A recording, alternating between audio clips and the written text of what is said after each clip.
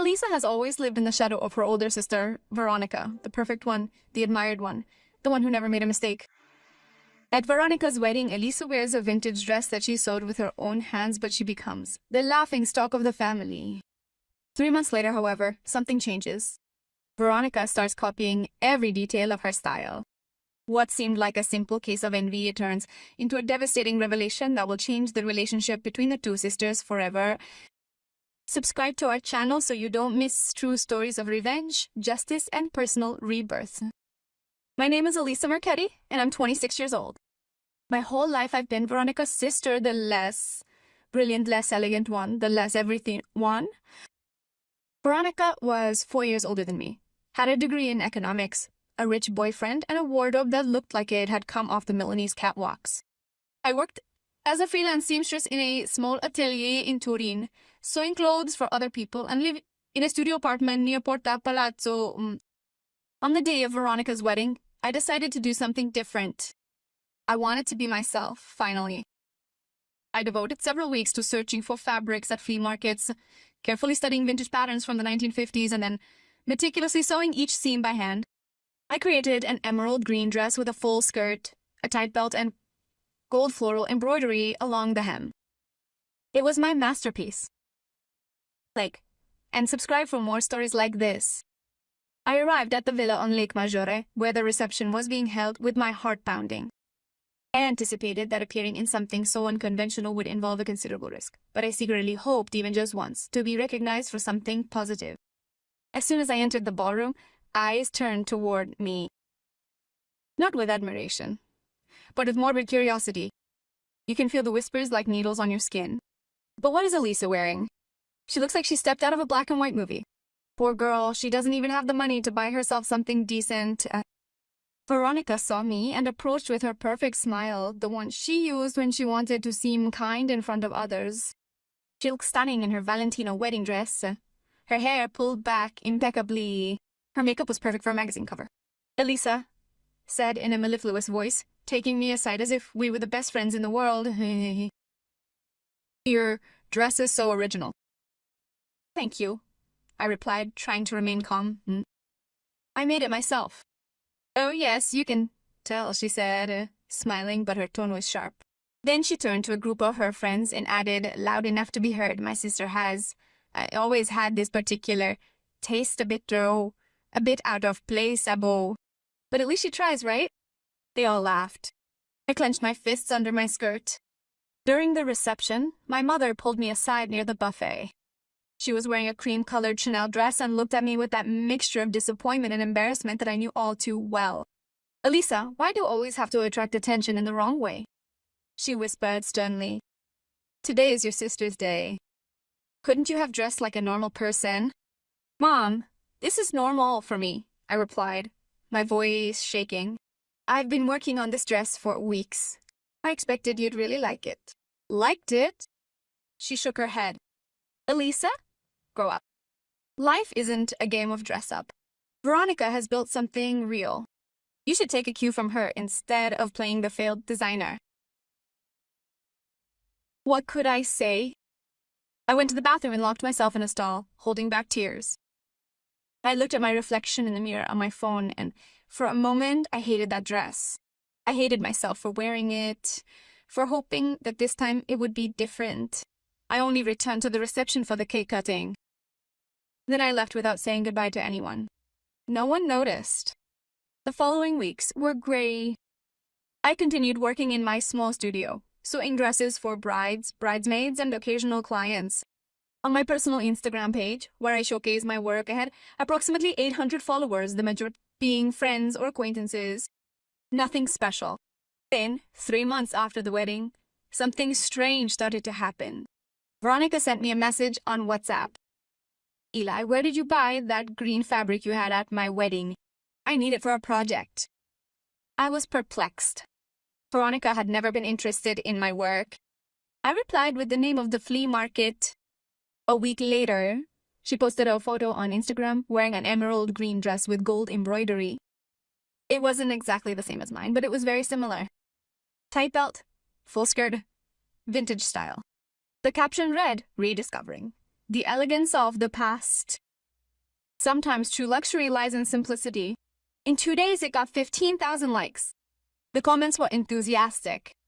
Veronica, you are a vision. This style looks divine on you. Finally, someone who understands true elegance. I stared at the screen in disbelief. That was my style, the dress she had laughed at, the one she had called out of place in front of everyone. But I thought it was just a coincidence. Maybe she really liked it, and wanted to try something different. Then it happened again. 2 weeks later, Veronica posted another photo.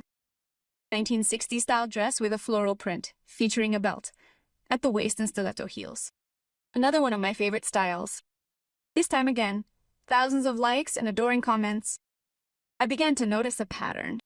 Every time I posted a new piece on my personal profile, Veronica would post a similar one shortly after, always with some variation, always presented as an original discovery of hers. I called my friend Sophia, the only one who worked in the atelier with me. "Sophie, tell me I'm not going crazy," I said, showing her Veronica's posts. Sophia's eyes widened. "Holy cow, Eli. She's copying everything you do." "But why?" I asked, still confused. "She's always treated me like I was an embarrassment. Why does she want to dress like me now?" Sophia crossed her arms. "Why does this work? Look how many likes she gets. She probably realized that your style attracts attention, and since she lives for appearances, I felt something boiling inside me. It wasn't anger. It was something colder, more calculated. Write in the comments what you would have done, and don't forget to subscribe." I decided to do an experiment. So, a particularly extravagant dress, a bright red 80s style dress with structured shoulders, a wide belt, and an asymmetrical skirt. I took a picture of it, posted it on my profile with the caption, "When vintage meets courage." I waited.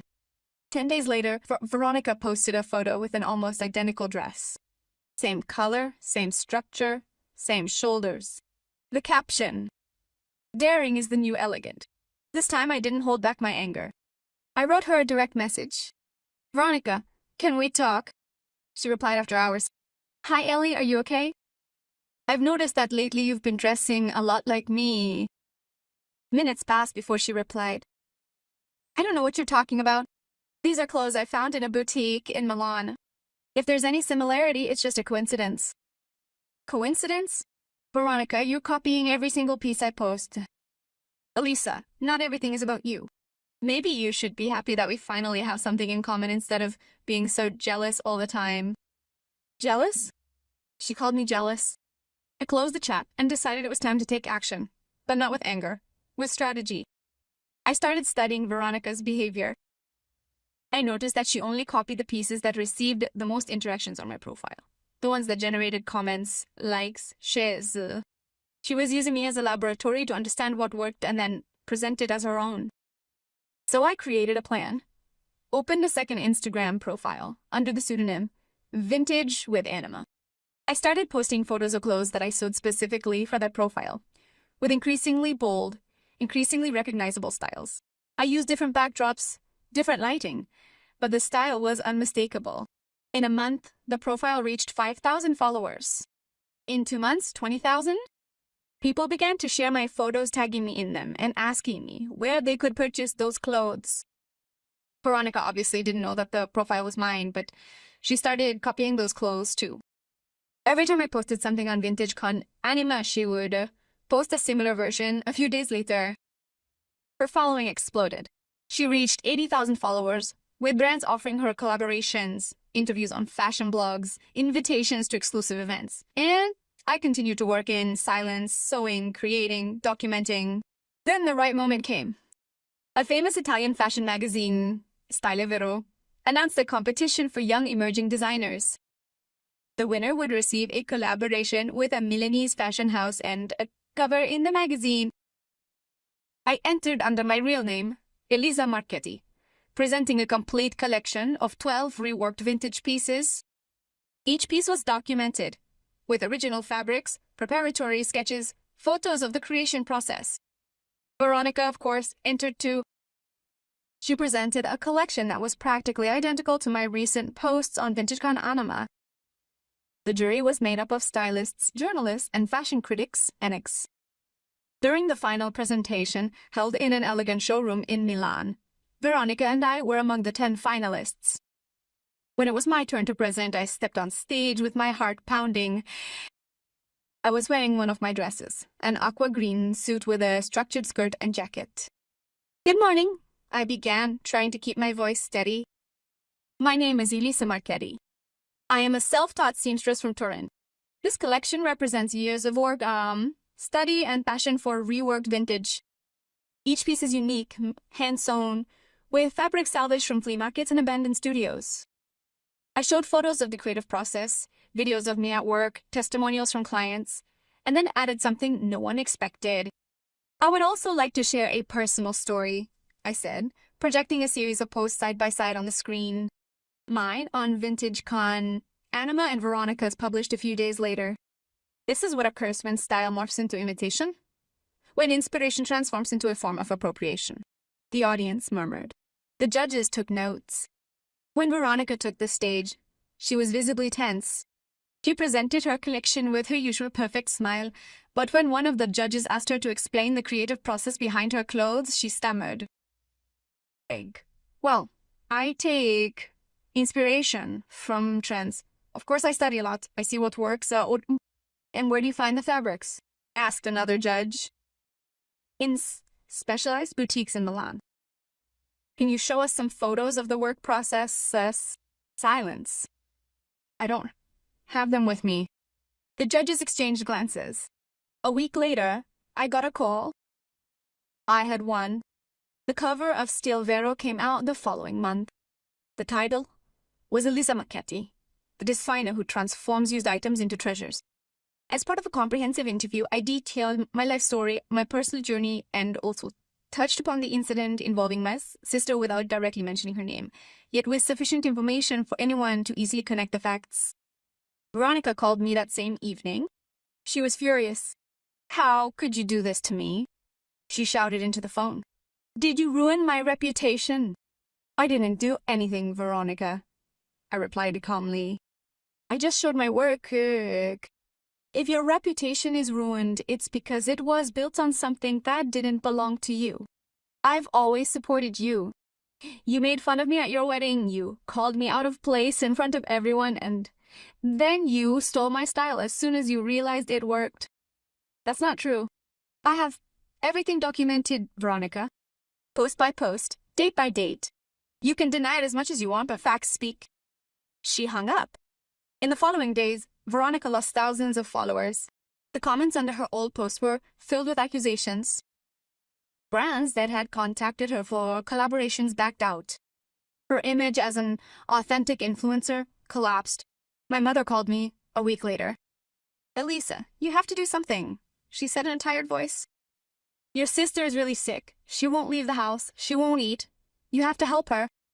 "Mom," I replied, "I didn't do anything to her. I just showed her who I really am. If she's feeling bad, it's because she built her identity on lies. You're her sister. You should support her." "And her? Did she ever support me?" Silence. "I didn't think so," I concluded. "Goodbye, Mom." Today, a year later, my studio has grown. I've hired 3 people. I've opened a small shop in the center of Turin, and I collaborate with a Milanese fashion house. My Instagram profile has surpassed 100. 0 followers, and every day I receive requests from clients all over Italy. Veronica has closed her public profile. She's found a job in a consulting firm, far from the fashion world. We don't talk to each other anymore. Sometimes I wonder if I could have handled things differently. But then I look at the clothes I create, the people who wear them with joy, and I realize that I did the right thing. It's not about revenge. It's about justice. Because when someone tramples on you, makes fun of you, and then steals your identity, the only possible response is to show them who you really are, and shine so brightly that they can't copy you anymore. Comment on what you would have done, and subscribe to the channel for more stories like this. My name is Elisa Marchetti, and this is the story of how I transformed my sister's shadow into my light. The end.